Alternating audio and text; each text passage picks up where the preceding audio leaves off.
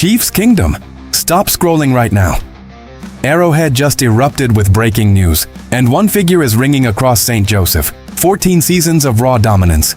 Eric Bieniemy is back on the practice field, while Travis Kelce is refusing to take veteran rest days. Insiders warned us last night, and here is your first payoff. Bieniemy was back yelling at full volume Monday morning, forcing huddles to sprint into position before a single snap was taken.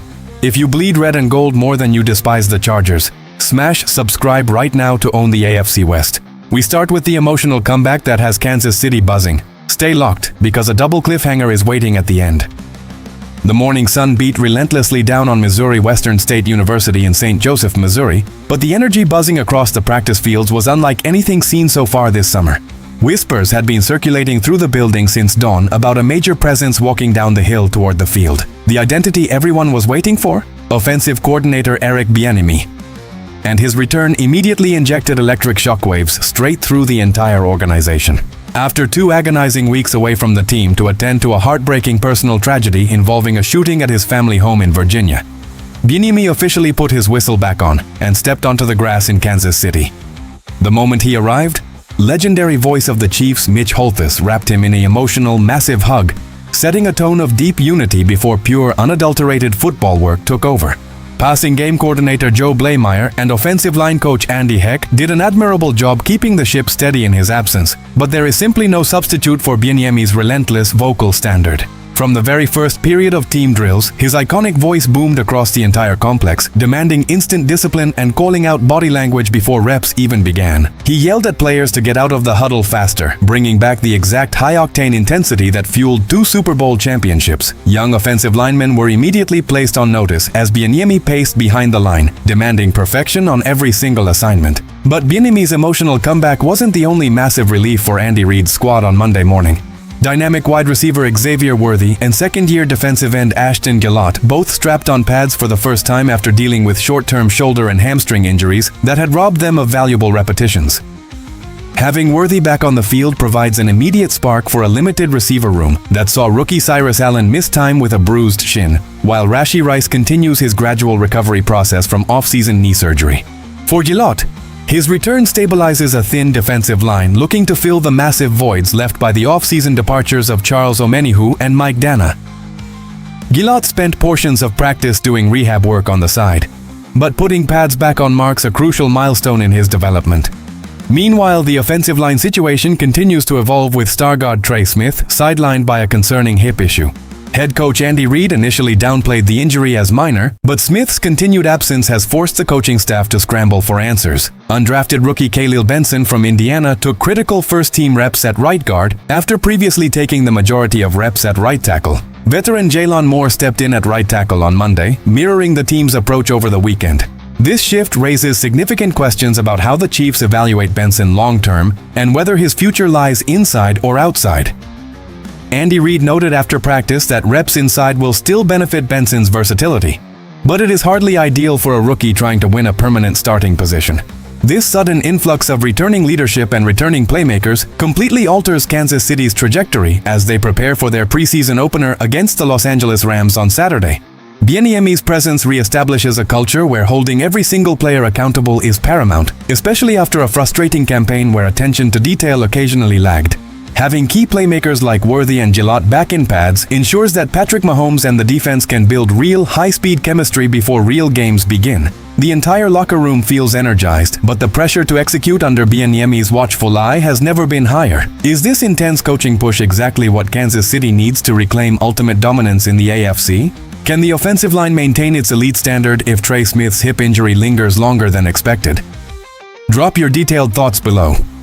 If you believe Eric Bieniemy's return will instantly elevate this offense back to elite status, hit that like button right now and show the entire league that Chiefs Kingdom is unified and ready for battle. But while key figures return, the focus shifts to a legendary superstar who is pushing his physical limits to the edge. A fierce battle between player and head coach is unfolding on the practice field, and it threatens to disrupt the team's carefully planned rotation. A fierce war of wills is taking place behind closed doors and on the hot practice fields of St. Joseph, and head coach Andy Reid finds himself fighting a battle he rarely experiences with veteran superstars. The Chiefs coaching staff set up a strict, heavily researched rotation schedule designed specifically to protect their most legendary offensive weapon from physical exhaustion during the grueling heat of August. The player causing this good problem? The identity is Travis Kelce, and his flat-out refusal to leave the field is leaving coaches, trainers, and teammates in absolute awe. Heading into his 14th NFL season at 36 years old, Standard League protocol dictates that a player with Kelce's massive career mileage should be taking frequent veteran rest days and sitting out heavy team periods. Instead, the future Hall of Famer is doing the exact opposite, physically fighting with coaches whenever his sub-package is called. Reed openly admitted on Monday that if a play comes up on the script that Kelce likes, you literally have to drag him off the turf by his jersey. Rather than resting on the sideline with a towel over his head, Kelce is taking continuous reps with the first-team offense, sprinting downfield on route after route, and yelling at younger receivers to match his relentless work ethic. This intense fire comes on the heels of a quiet summer narrative suggesting he might show up out of shape following his high-profile summer wedding to global pop icon Taylor Swift in New York. Kelce erased those doubts instantly by reporting in top physical condition and setting an uncompromising standard for the entire locker room. His relentless work ethic is directly rubbing off on Patrick Mahomes as both leaders look to rebound from last year's deeply frustrating 6-11 finish. However, camp hasn't been without its brutal teaching moments. During recent 7-on-7 drills, Kelce experienced a rare drop on a pass from Mahomes that Eric Bieniemy jumped on immediately, screaming for him to keep his eyes up and finish the catch. On another high-tempo rep, a deflected pass off Kelce's hands led directly to an interception by rookie cornerback Mansour Delane. Moments later, during an intense run-period drill, linebacker Melvin Smith Jr. peeled off flat coverage and collided heavily with Kelce, jarring the ball loose onto the turf. It was a violent, physical hit for a training camp setting, and for several uncomfortable seconds, the 36-year-old tight end stayed down on his knees, catching his breath, while the training staff watched nervously. Yet every single time, number 87 pulled himself up, brushed off the grass, refused to walk to the sideline, and demanded the very next rep. This unyielding drive from Kelce completely redefines expectations for Kansas City's offense in 2026. When a 36-year-old multi-time Super Bowl champion works harder than undrafted rookies, it eliminates any excuse for lack of effort across the entire 53-man roster. Kelce's refusal to load manage guarantees that Patrick Mahomes enters the season with his most trusted security blanket, operating at peak physical conditioning and mental sharpness. His willingness to take hard hits and accept public criticism from coaches proves that his desire to win remains completely unsatiated. Does Kelce's unyielding camp workload worry you about potential late-season fatigue? Or is this relentless conditioning necessary for him to dominate once again?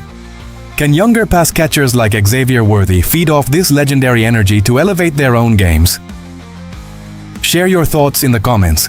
If you respect Travis Kelce's refusal to back down and believe he will dominate the AFC West once again, smash that like button and let rival fans know who owns this division. But as Kelce sets the standard on offense, the front office is working behind the scenes on a strategic defensive maneuver. A high-stakes trade target from an NFC rival has suddenly emerged, and Kansas City might be ready to strike. Whispers across league front offices are getting louder as roster cut-down deadlines draw closer, and a former high-profile draft selection is suddenly sitting on the trade block in Philadelphia.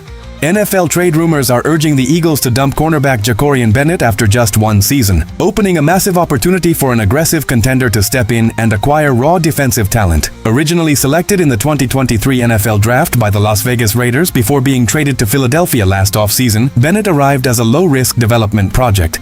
However, despite having a legitimate shot to compete for a starting role in the Eagles' secondary, he struggled to meet expectations while battling persistent health issues. Bennett managed just 6 total tackles and 1 pass deflection in 11 games last season after suffering a severe pectoral injury in Week 1. This setback followed a troubled tenure in Las Vegas, where he experienced multiple shoulder dislocations and a torn labrum. With Philadelphia recently signing veteran Jonathan Jones and trading for Super Bowl champion corner Rick Woolen, insider reports from The Athletic indicate that Bennett or fellow cornerback Kaylee Ringo could be traded or released before Week 1. While a release remains a distinct possibility, acquiring Bennett via trade would cost very little, likely no more than a late-round draft selection. This is precisely where the Kansas City Chiefs enter the picture as a prime landing spot. General manager Brett Veach completely overhauled the Kansas City secondary this offseason after losing core starters Trent McDuffie and Jalen Watson in free agency. The Chiefs responded by drafting first-round standout Mansour Delane, bringing back fan favorite L'Jarius Sneed, and signing Kaiir Elam to a low-stakes contract. Behind them, veteran Christian Fulton and sophomore defender Noel Williams provide solid depth, but adding another explosive athlete like Bennett could solidify the room against injuries. Under defensive coordinator Steve Spagnuolo, Kansas City has established a reputation as the premier destination for struggling defensive backs to revitalize their careers. Spagnuolo's aggressive blitz schemes require physical cornerbacks who excel in press man coverage, athletic traits that Bennett possessed coming out of Maryland with a blazing 4.32 40-yard dash. On an affordable $4.6 million contract, Bennett represents a zero-risk reclamation project. In Kansas City, he wouldn't be rushed into a starting role, allowing him to heal fully and learn Spagnuolo's complex system alongside Snead and Fulton.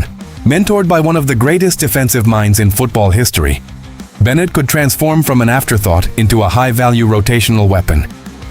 Taking a flyer on JAKORIAN Bennett would provide essential insurance for Kansas City's secondary, ahead of a brutal regular season schedule filled with elite passing offenses. Steve Spagnuolo thrives when he has deep cornerback depth to unleash creative coverage packages on third down. And adding another former top 100 pick ensures the secondary won't falter if starter fatigue or injuries strike.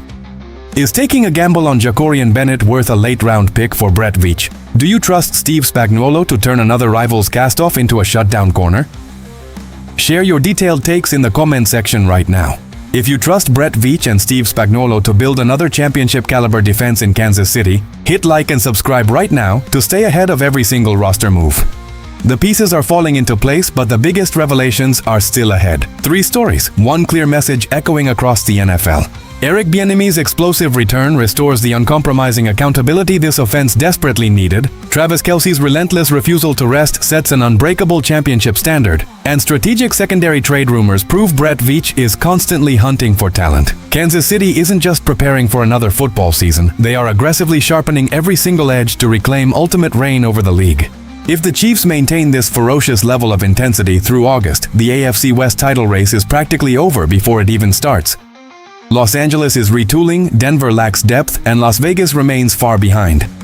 A focused Patrick Mahomes paired with a re-energized Travis Kelce makes Arrowhead Stadium an absolute fortress once again. Now I need 3 quick actions from Chiefs Kingdom. First, hit that like button right now if you believe Eric Bieniemy's return makes this team completely unstoppable. Second, drop a comment below with your exact win-loss record prediction for Kansas City this season. Third, subscribe to the channel immediately so you never miss breaking Chiefs news before anyone else. Here is the double cliffhanger as we head into the weekend. Insiders leak that Brett Veach is finalizing a surprise roster move that could land before Saturday's preseason kickoff against the Rams. Meanwhile, a division rival just cleared millions in salary cap space to target the exact same defensive weapon. Which domino falls first? Stay locked, because the next 24 hours will shake the AFC West to its core.